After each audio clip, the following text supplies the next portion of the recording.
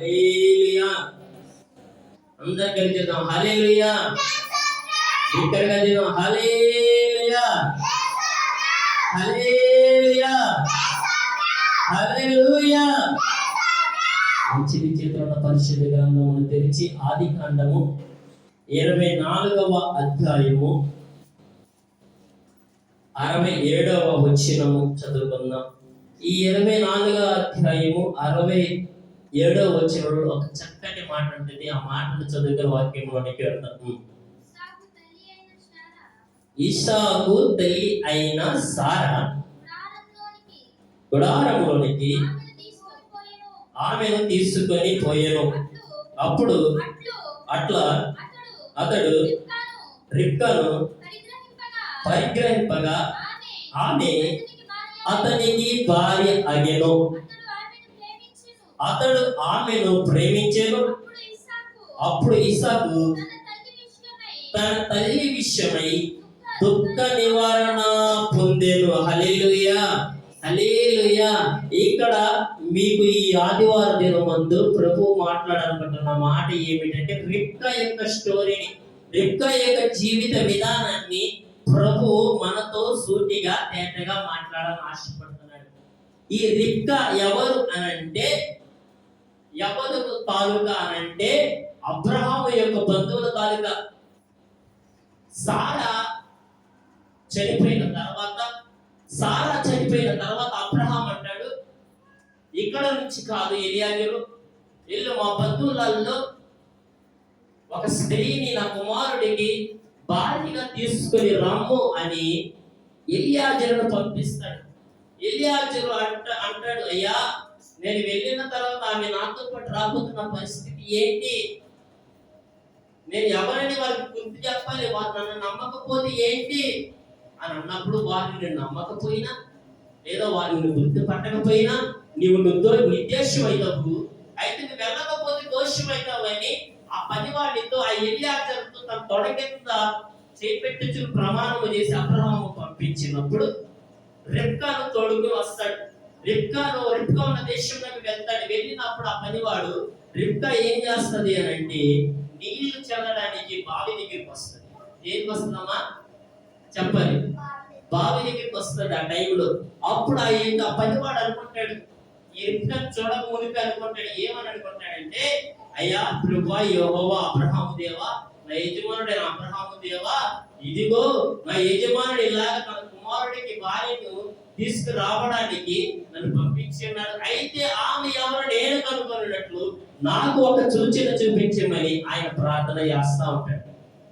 ఎలియాజరు ఏంటి సూచన అంటే, నాకును నా ఒంటెలకును తాగిన నీళ్లు ఎవరైతే ఇస్తారో వారే నీ దాసునికి నీవు ఏర్పరిచిన కుమార్తె అని సెలవిచ్చి ఆ ప్రార్థన చేసి వెంటనే ప్రార్థన చేసి ప్రార్థన ముగించి చూడగినట్ట రిబ్కా కనపడ్డది. రిబ్కా అడుగుతాడు ఎలియాజరు ఏమనంటే, అమ్మ నాకు నుంచి దాహం ఇవ్వ అనంటే, సరేనండి తాగానండి నీళ్లు పోస్తుంది. అమ్మ నా ఒంటిలో కూడా నీళ్లు నింపవా అంటే, ఒంటిలో కూడా తాగి తృప్తి పొందే నీళ్లు బావిలో నుంచి తోడుకొని వచ్చిందంట. హల్లెలూయా. ఒంటి నీళ్ళు తాగదండి, 6 నెలలకు సరిపడ్డ నీళ్ళని నా పొట్టలోనే దాచుకుంటుంది. అవునా? బావిలో నుంచి అన్ని నీళ్లు ఒంటిలకు సరిపడ్డ నీళ్లు తోడుపోసిందంటే రిబ్కా అక్కడ ఎంత పరిచయం చేసిందో. ఎలియాజరు యొక్క ముక్కు మొహం మీకు తెలుసా? తెలీదు, కానీ దయాగుణము కలిగినది రిబ్కా. రిబ్కా ఎవరంటే సహాయం చేసే వ్యక్తి. రిబ్కా ఉన్న బెస్ట్ క్వాలిటీ ఏమిటి అని అంటే సహాయం చేసే వ్యక్తి. దేవుడు ఎవరిని ఎన్నుకుంటాడు, ఎవరిని ప్రేమిస్తాడు, ఎవరి యొక్క దేవుడి యొక్క కార్యములు జరుగుతాయంటే ఎదుటినున్న వారు ఎలాంటి వారైనా ఎట్లాంటి వారైనా ఏ వ్యక్తి అయినా కానీ సహాయం చేసే వ్యక్తినే దేవుడు ప్రేమిస్తాడు. దేవుని యొక్క దీవెన కావాలి అంటే సహాయం చేయగలిగిన గుణం ఉండాలి. ఎప్పుడైతే ఎదుటి వారికి సహాయం చేస్తూ ఉంటామో ఆ ఎదుటి వారికి సహాయం చేసే గుణమును దేవాది దేవుడు స్పష్టంగా చూస్తాడంట. హల్లెలూయా. హల్లెలూయా. హల్లెలూయా. హల్లెలూయా. ఆ యొక్క అబ్రహాముకి దేవుడు ఇచ్చిన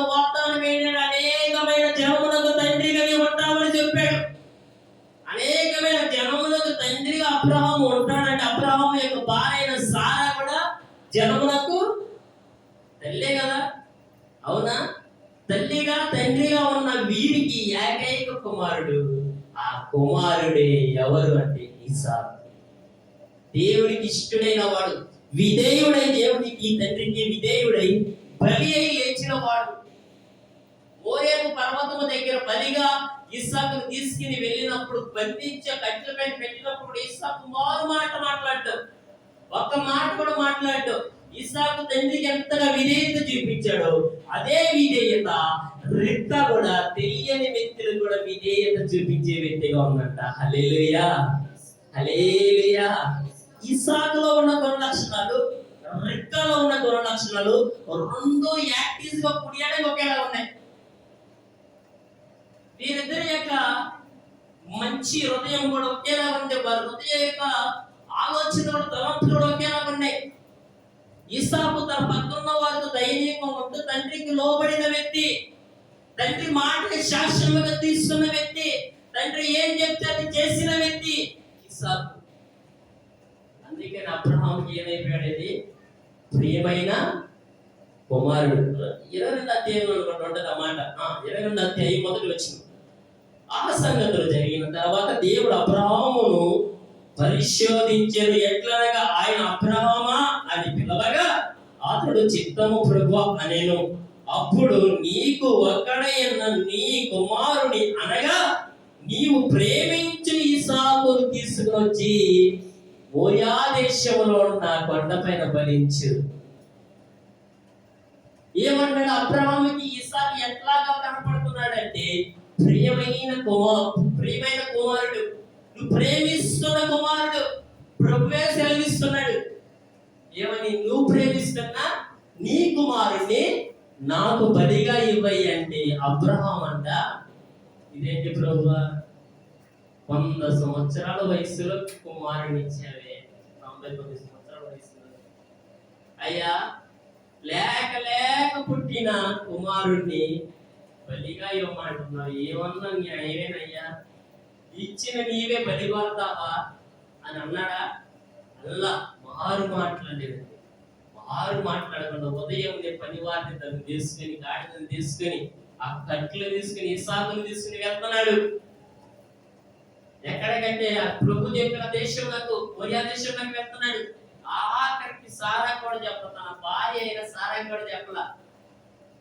మన కుమారుడి దేవుడు బలి అడిగాడు, ఇచ్చేస్తున్నాను, నేను చెప్తాను, తీసుకెళ్ళిపోతున్నానని చెప్పలా.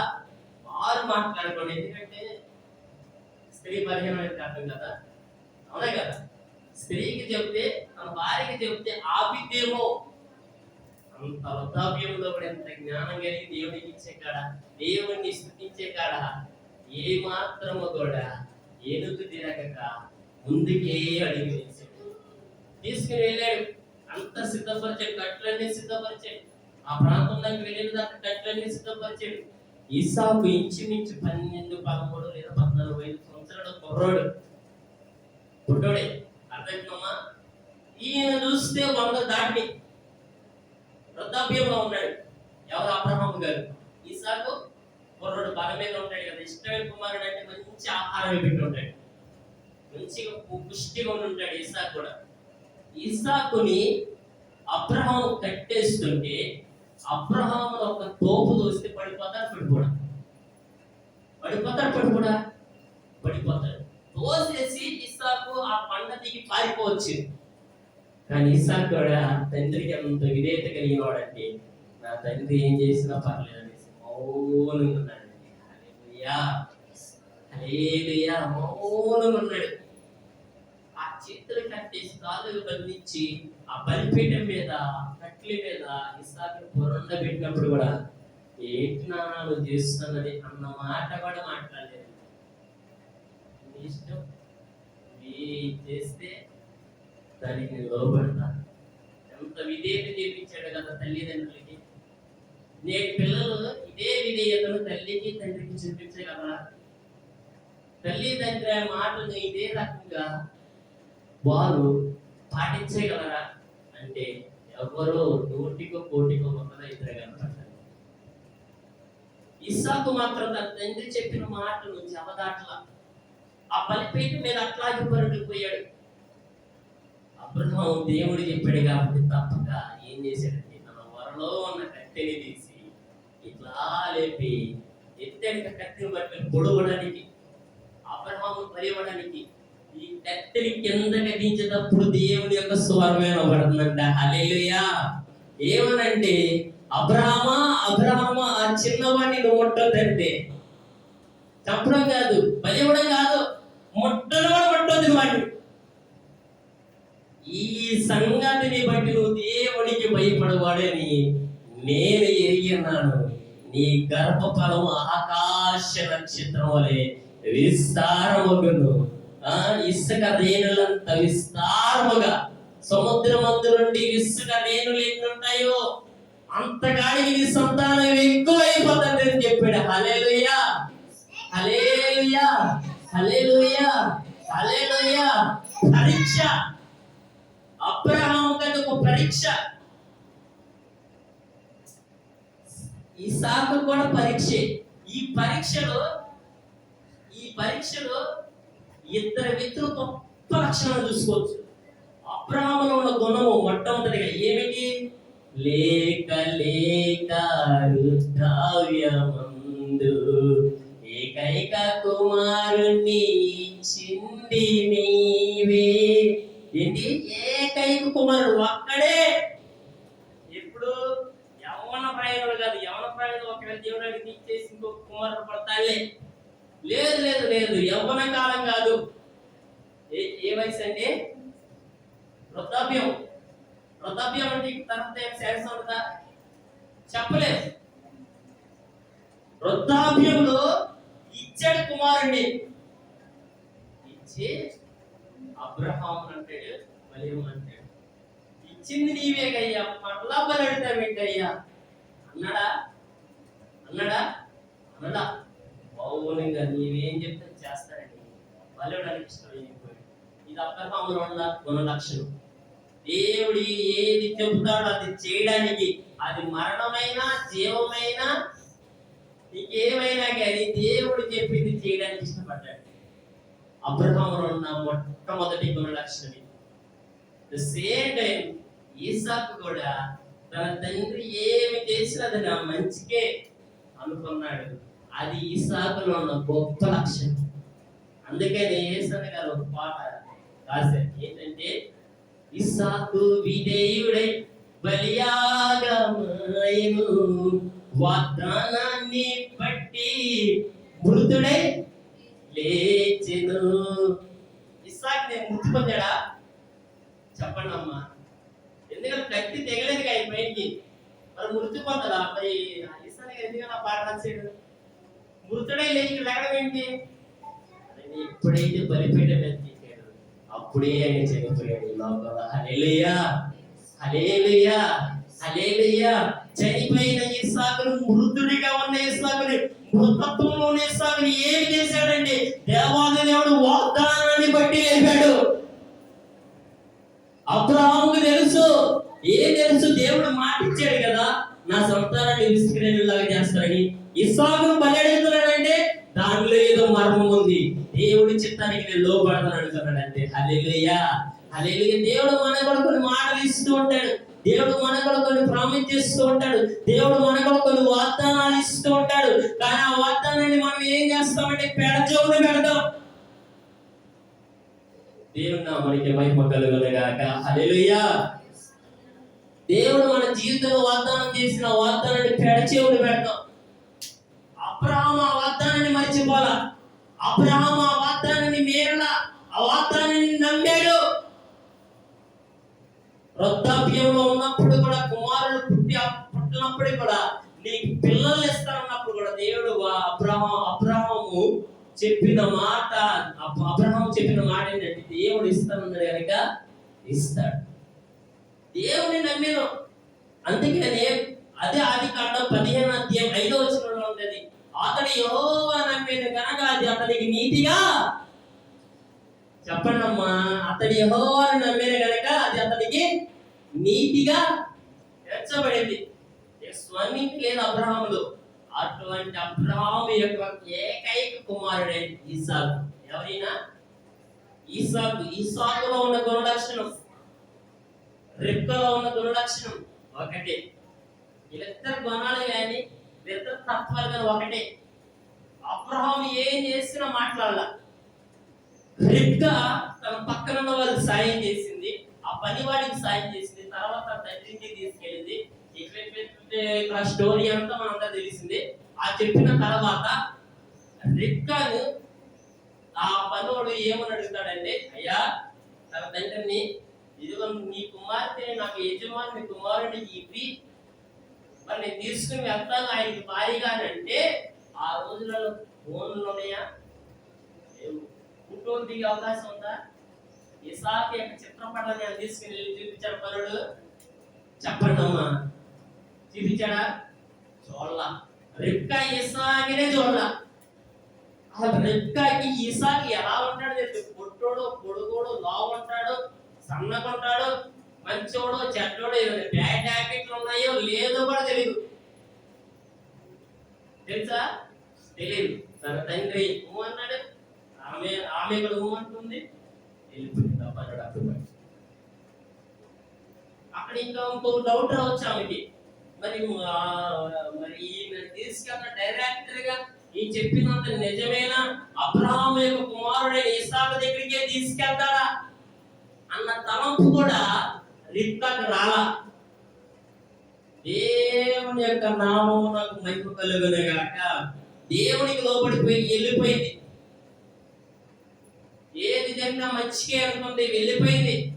వెళుతున్న దూరంలో అల్లంత దూరంలో ఉన్నాం రిబ్కాని ఎవరు చూశారంట? ఇసాకు చూశారంట. అదే 24:65 వచ్చింది.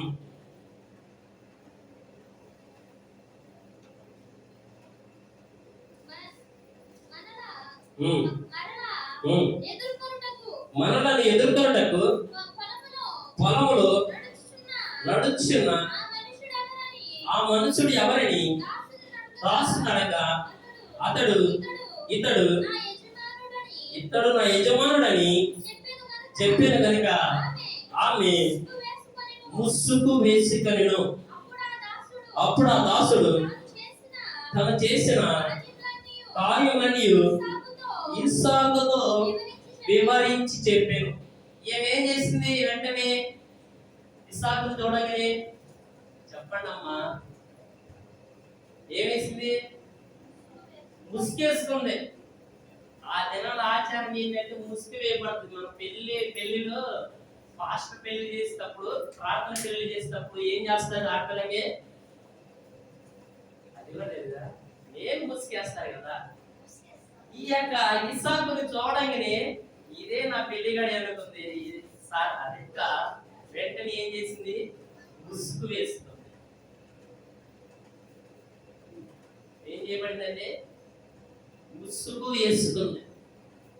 ముసుగు దేనికి సాదృశ్యం అంటే పెండ్లి కుమార్తెకి సాదృశ్యము. హల్లెలూయా, హల్లెలూయా. భర్త ఎదుట ఉన్నప్పుడు భార్య ఎలా ఉంటదంటే ముసుగు వేసుకున్నది. అందుకని సంఘంలో స్త్రీ ఎలా ఉండాలి? చెప్పండి అమ్మా, తలపైన ఉండాలి.